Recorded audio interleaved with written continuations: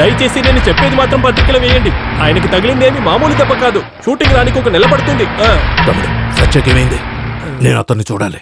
ఒక 5 నిమిషాలు వెయిట్ చేయండి. ఆయన ముఖ్యమైన అతనితో మాట్లాడుతున్నాడు. సత్య, మీకు ఎలా ఈ దెబ్బ తగిలింది? ఆ సినిమాలో 500 అడుగుల పైనుంచి దూకే సీన్ ఒకటి. నేను ఆ డైరెక్టర్ కి ముందే చెప్పా, ఎందుకు సార్ మనం రిస్క్ తీసుకుంటాం, లేకపోతే డూపేస్తేద్దాం అన్నా. ఆయన ఎందుకులేండి డూపు అన్నాడు. సరే నేనే చేస్తానని చేశాను, ఏలు దెబ్బ తగిలింది. ఆ సినిమాలో ఫైటే లేదని డైరెక్టర్ చెప్పారు. ఫస్ట్ కథ చెప్పినప్పుడు ఫైట్ లేదులే. నేనే కథ ఎలా ఉంటే మనకెందుకులేనని మన ఫ్యాన్స్ అందరూ బాధపడతారు కదా, అందుకే 4 ఫైట్లు పెట్టమని చెప్పా. సరే గాని దూకితే కాళ్ళలో దెబ్బ తగలాలి, చేతికి ఎలా తగిలింది? నీ ఇష్టం వచ్చిన ప్రశ్నలు అడుగుతున్నావు ఏంటి? మీ వైఫ్ కలర్ గా ఉంటుందా? అలాగే నీ కలరు. బాగా హైటా? అది కూడా సేమ్ హైటే. వెయిట్? అది కూడా సేమే. ప్రతిదీ సేమే. నువ్వు వేరు తను వేరు కాదు. అందువలన ఫస్ట్ ఎయిడ్ చేస్తానని లోపలికి వచ్చారు. First night చేసుకుంటారేమో. రే నిన్నెవరా లోపల మంది?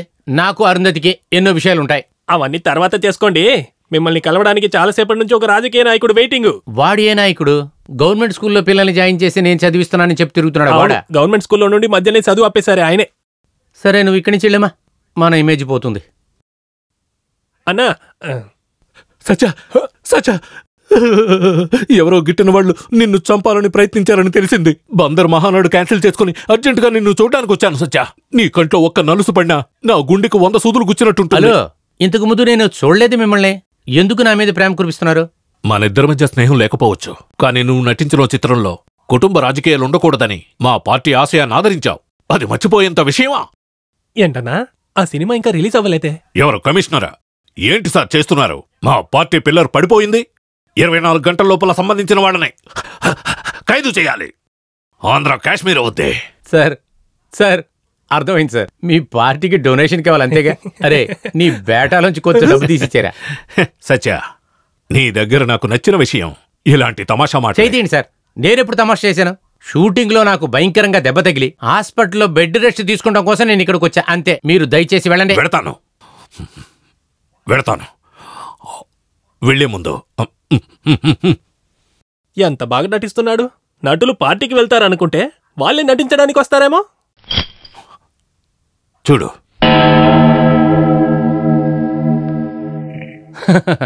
ఏంటండి వీళ్ళంతా కిరసన డబ్బాలతో ఉంచున్నారు? చుట్టుపక్కల ఎక్కడైనా రేషన్ కొట్టుందా? వాళ్ళంతా మా పార్టీ కార్యకర్తలు. నువ్వు గనక పార్టీలో చేరకపోతే నిప్పంటించుకుని చేస్తారు. సార్ ఏంటి సార్ ఇదంతా? ఇలా చూడండి, నాకు రాజకీయానికి ఏసం ఏంటే పోస్టరా? ఇటు చూడన్నా, అవినీతి రహిత పాలన కోసం మన పార్టీకి ప్రచారం చేయడానికి కోసం వస్తున్నారు హీరో సత్య. నీ గురించి ఏం రాశారు చూడన్నా. హీరో 5 స్టార్ సత్య మీకు ముద్దు పెడుతున్నారు, మీ ముందుకొస్తున్నారు. రేపు బీచ్ దగ్గరికి ప్రజలు చాలా మంది వస్తారు. అక్కడ నువ్విచ్చే స్పీచ్ ఆంధ్ర తలరాతనే మార్చేలా ఉండాలి. ప్రజాభిమాన పార్టీ అన్ని నియోజకవర్గాల్లోనూ గెలవాలి. చరిత్రలో మరిచిపోలేని గొప్ప మార్పు తేవాలి. జై తెలుగుమాత, ప్రజాస్వామ్యం వర్ధిల్లాలి. ఇలా నలుగురుంటే చాలు. తెలుగు భాషకి మన దేశానికి మంచిది. సత్యానా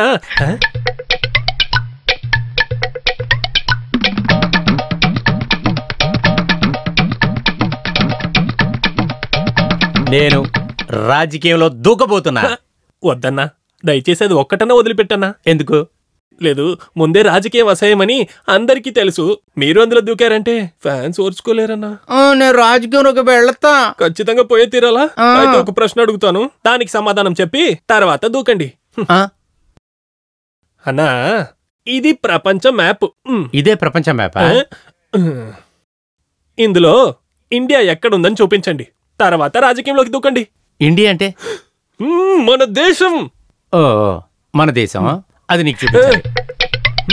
కమాన్ చూపించండి. ఎక్కడ చూపించండి, కమాన్. ఎందుకన్నా కొట్టారు? రేయ్, నా దేశానికే నేను ద్రోహం చేయాలంటున్నావా? అన్నా, మీరు రాజకీయంలోకి దుగ్గొచ్చు, నడవచ్చు, పరిగెత్తొచ్చు, ఈత కూడా కొట్టొచ్చు.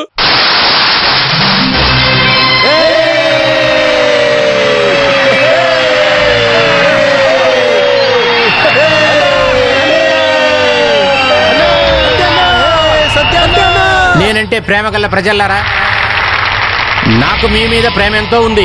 ఇవాళ నేను మీకు చెప్పబోయే లెక్చర్ని వినటానికి వచ్చిన ప్రజల్లారా, అందరూ తల్లిదండ్రులు అన్నదమ్ములతో పెరిగిన వాళ్లే. నేను మాత్రం ఒంటరిగానే పెరిగాను. ఇదంతా మీకు నేనెందుకు చెప్తున్నానంటే,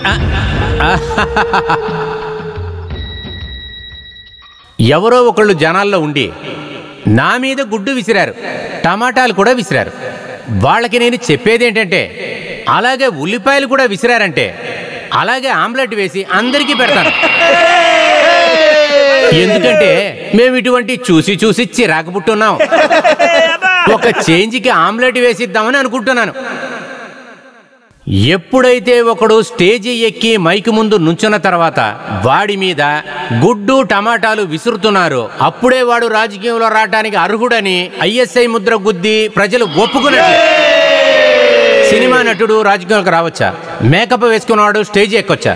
ఇటువంటి చాలా సమాధానాలు నేను చెప్పబోతున్నా. సినిమాకి రాజకీయానికి వ్యత్యాసం లేదు. అక్కడ షూటింగు, ఇక్కడ మీటింగు. అక్కడ మైకు ముందు డబ్బింగ్ చెప్తున్నాం, ఇక్కడ మైకు ముందు అబద్ధాలు ఆడుతున్నాం. అక్కడ స్టూడియోలో డూప్లికేట్ ఫైట్ జరుగుతుంది, ఇక్కడ అసెంబ్లీలో నిజంగానే ఫైట్ జరుగుతుంది. అక్కడ డబ్బు తీసుకొని 2.5 గంట సేపు ప్రజల్ని ఏమరుస్తున్నాం. ఇక్కడ 5 సంవత్సరాలు ఓట్లు వేయించుకొని ప్రజల్ని మోసం చేస్తున్నారు. అందువలన మేకప్ వేసుకునేవాడు నటుడు, స్టేజీ ఎక్కేవాడు మహానటుడు. మాట్లాడు. అలాగే అలాగే అందరూ చెప్తున్నారు ఇండియాలో కష్టాలు తీరాలంటే నదుల్ని మొత్తంగా సంగమం చేయాలని. నేను అడుగుతున్నాను, ఈ నదులంతా ఎక్కడ పుడుతున్నాయి? కొండ మీద నుంచే పుడుతున్నాయి. సో ఇండియాలో కొండలు ఎక్కువగా ఉన్నందువలన ఆ కొండల్లోంచి నదులు పారుతున్నాయి. అలాగైతే మనం ఏం చేయాలి? ఆ కొండలనంతా ఒకటిగా కలపాలి. కలిపేసి ఆ కొండలనంతా ఒకటిగా చేస్తే అప్పుడు ఇండియాలో ఒకే నదే కదా ఉంటుంది. నిజమేగా? ఈ కొండలనంతా ఒకటిగా కలపడం కోసం నేను నా ప్యాకెట్లోంచి నిధిగా నేను ₹1 ఇస్తున్నా. Take this. నేను ఈ పార్టీకి ఓటు వేస్తున్నందువలన మీరందరూ ఈ పార్టీకి ఓటు వేయాల్సిన అవసరం లేదు. మీరు మీకు ఇష్టం వచ్చిన పార్టీకి ఓటు వేయండి. మీరు ఓటు వేయకపోయినా పర్వాలేదు. కానీ ఎలక్షన్ రోజున మీరు బయలుదేరి ఊరికెళ్ళిపోండి. ఏమైంది ఇప్పుడు? నేను నా పని చూసుకుంటాను, మీరు మీ పని చూసుకోండి. అదిగో కూర్చున్నారా, ఆయన పని ఆయన చూసుకోండి. నాకు హిమాలయాలు వెళ్ళటానికి సమయం అయినందువల్ల నేను ఇంతటితో ప్రసంగం ఆపుకుంటున్నాను. ప్రజలు బాగుండాలి, జనాలు బాగుండాలి, మనమందరం బాగుండాలి. నా శరీరం మట్టికి, నా ప్రాణం ఆంధ్రుడికి ఆంధ్రుడికి ఆంధ్రుడికి. அடே அப்பா இங்க வாடா. சார் முதல்ல வண்டி ஸ்டார்ட் பண்ணி வை. நம்ம முதல்ல இங்கேருந்து வெளியே போகணும்டா. சரிங்கண்ணா, வண்டி ஸ்டார்ட் பண்ணி வைக்கிறேன். நீங்க சீக்கிரமா வாங்க.